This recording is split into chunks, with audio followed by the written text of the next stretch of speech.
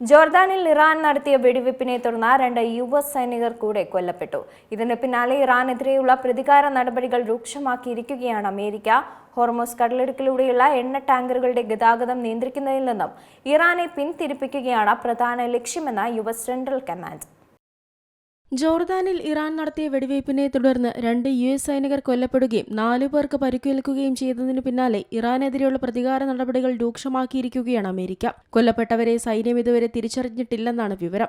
Iran revolutionary guard കോർപ്സിനെ വേഗത്തിൽ ശിക്ഷിക്കാൻ തീരുമാനിച്ചതായാണ് ആക്രമണത്തിന് പിന്നാലെ യുഎസ് സൈന്യം അറിയിച്ചിട്ടുള്ളത്. ഹോർമൂസ് കടലിടുക്കിലൂടെയുള്ള എണ്ണ ടാങ്കറുകളുടെ ഗതാഗതം നിയന്ത്രിക്കുന്നതിൽ നിന്നും ഇറാനെ പിന്തിരിപ്പിക്കുകയും ശക്തി ക്ഷയിപ്പിക്കുകയും ചെയ്യുന്നതിനാണ് അമേരിക്ക ഇപ്പോൾ പ്രാധാന്യം നൽകുന്നതെന്ന് സെൻട്രൽ കമാൻഡ് പറയുന്നു. എന്നാൽ ശത്രുവിനെതിരെയുള്ള ആക്രമണത്തിൽ വിജയിക്കണമെങ്കിൽ ഐക്യം അനിവാര്യമാണെന്ന് Iran parliament speaker Bagher Ghalibaf പ്രതികരിച്ചു.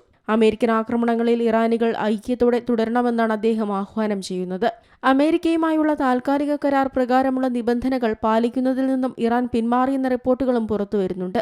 ഇറാൻ യുദ്ധത്തിലേക്ക് നീങ്ങണോ അല്ലെങ്കിൽ വെടിനിർത്തലിന് സമ്മതിക്കണോ എന്ന കാര്യത്തിൽ തീരുമാനമെടുക്കേണ്ടത് സുപ്രീം നേതാവിന്റെ അധികാരമാണെന്ന് ഇറാൻ വിദേശകാര്യമന്ത്രി.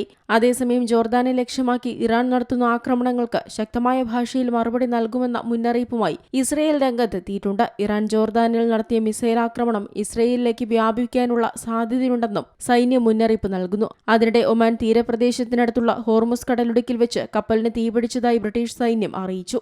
ഇറാന്റെ കൂടുതൽ ഭാഗങ്ങളിലേക്ക് ആക്രമണം വ്യാപിപ്പിക്കാനുള്ള തീരുമാനത്തിലാണ് യുഎസ് സൈന്യമെന്ന റിപ്പോർട്ടുകളുണ്ട്. അതേസമയം യുഎസിന് മറുപടി നൽകുന്നതിന്റെ ഭാഗമായി ഗൾഫ് രാജ്യങ്ങളിൽ ഇറാൻ ആക്രമണം ശക്തമാക്കിയിരിക്കുകയാണ്. ഈ സാഹചര്യത്തിൽ മിസൈലുകളുടെയും ഡ്രോണുകളുടെയും അവശിഷ്ടങ്ങൾ രാജ്യത്ത് പതിക്കാൻ സാധ്യതയുള്ളതിനാൽ പൊതുജനങ്ങൾ ജാഗ്രത പാലിക്കണമെന്നും സൈന്യം മുന്നറിയിപ്പ് നൽകിയിട്ടുണ്ട്. International desk Zee Malayalam news. ഏറ്റവും പുതിയ വാർത്തകളും വിശേഷങ്ങളും വിരൽത്തുമ്പിലറിയാൻ സീ മലയാളം ന്യൂസ് എല്ലാ ഡിജിറ്റൽ പ്ലാറ്റ്ഫോമുകളിലും ലഭ്യം.